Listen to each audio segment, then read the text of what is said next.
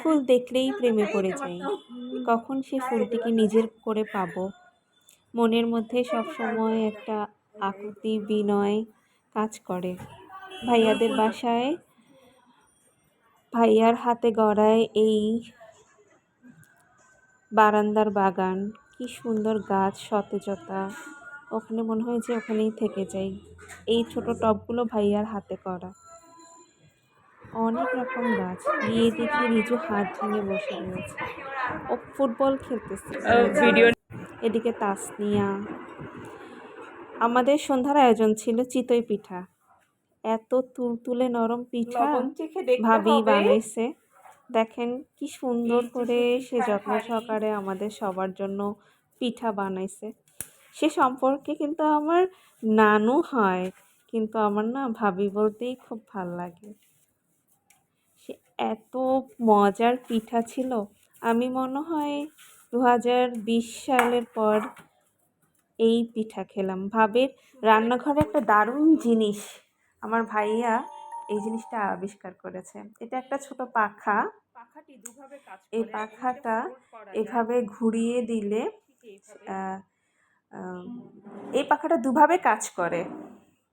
প্রথমত এই পাখাটা উল্টোভাবে ছেড়ে দিলে সেটা গরম হাওয়াটা বের করে দেয়, আর পাখাটা যদি আপনি আরেক অপর সাইড করে ছেড়ে দেন তাহলে সেটা আপনাকে ঘরের মানে আপনাকে বাতাস দিবে। আপনার মাথার গরম চুলায় রান্না করতে করতে মাথা গরম হয়ে গেলে তখন আপনার মাথা ঠান্ডা করতেই বাতাস দিবে এই পাখা।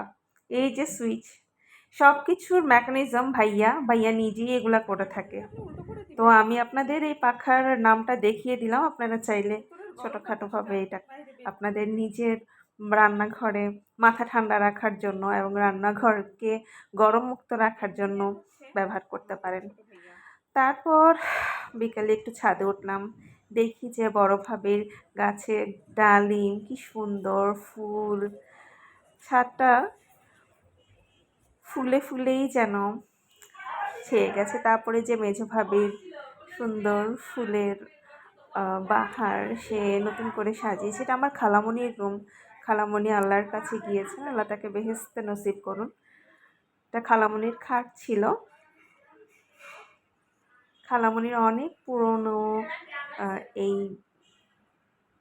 আলনা কিংবা আলমারি, আর এই গাছ ফুল এগুলো সব ভাবি খুব মায়া করে কিনে এনেছে ঘর সাজানোর উদ্দেশ্যে। কি সুন্দর দেখতে আমাদের জন্য। তারপরে এই যে মুরগি ভাজা, এত মজা হয়েছে মুরগি ভাজাগুলা, মানে আমার খুব ভালো লাগছে। আমি ভাবিকে বলে আসছিলাম যে এটা কীভাবে বানায়, আপনি রেসিপিটা আমাদের জন্য যদি ভিডিও করে রাখেন তাহলে আমরাও খেতে পারবো। এই যে আমরা মজা করে সবাই খাচ্ছি। আমার খালামণি, রামিশা, তাসনিয়া, তারপর রিজু, অনামিকা, রাইসা, তারপরে রাইসার ছোট্ট মনি,